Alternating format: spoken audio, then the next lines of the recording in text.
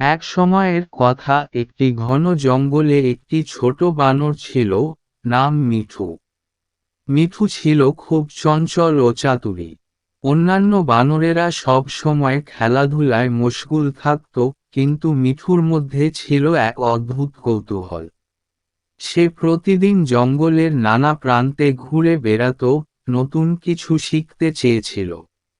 একদিন খেলতে খেলতে মিঠু একটি পুরনো, ধুলো মাখা বইয়ের উপর পড়ল। বইটির পাতাগুলি ছিল পুরনো, কিন্তু কিছু শব্দ তাকে আকর্ষণ করল। বইটির নাম ছিল প্রকৃতির জাদু। মিঠু বইটি খুলে দেখতে শুরু করল। সেখানে লেখা ছিল গাছপালা, পশু পাখি এবং পরিবেশের নানা তথ্য। মিঠু প্রতিদিন বইটি নিয়ে সময় কাটাতে লাগল। সে যত পড়ত, ততই নতুন নতুন বিষয় জানতে পারত। সে শিখল কিভাবে ফল উৎপাদন করতে হয়, গাছের যত্ন নিতে হয় এবং প্রাকৃতিক ভারসাম্য রক্ষা করতে হয়। বইয়ের গল্পগুলোর মধ্যে প্রকৃতির আশ্চর্য এক জগৎ ছিল, যা মিঠুকে ফ্যাসিনেটস করেছিল। একদিন মিঠু ভাবল, কেন না আমি আমার বন্ধুকে এই সব শেখাই। সে জঙ্গলের অন্যান্য বানরদের একটি জায়গায় ডেকে নিল। প্রথমে তারা হাসাহাসি করতে লাগল। তারা ভাবল, এ আবার কি করছে। কিন্তু মিঠু হাল ছাড়েনি। সে তাদের বলল, তোমরা কি জানো? আমরা যদি গাছ লাগাই, তাহলে আরো অনেক ফল পাব। বানরেরা অবাক হয়ে শুনল। তাদের মধ্যে কিছু উৎসাহী হলো, কিন্তু অনেকেই ভাবল যে বইয়ের কথা শুনে তাদের খেলায় কিছু পরিবর্তন আসবে। কিন্তু মিঠু তাদের বোঝাতে লাগল, পড়াশোনা করা মানে শুধু বই পড়া নয়, বরং আমাদের জীবনে কাজে লাগানো। আমরা যদি প্রকৃতির যত্ন নিই, তাহলে আমাদের খাবারও বেশি হবে। আত্মবিশ্বাসী হয়ে মিঠু তার বন্ধুদের নিয়ে পরিকল্পনা করতে শুরু করল।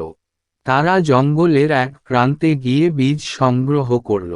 মিঠু বই থেকে শিখা অনুযায়ী সঠিক জায়গায় সঠিক গাছের বীজ বপন করতে লাগল। সে তাদের বোঝালো কিভাবে পানি দিতে হবে এবং গাছের যত্ন নিতে হবে। কিছু মাস পর, জঙ্গলের মধ্যে মিঠু ও তার বন্ধুদের গাছগুলো বেড়ে উঠতে লাগল।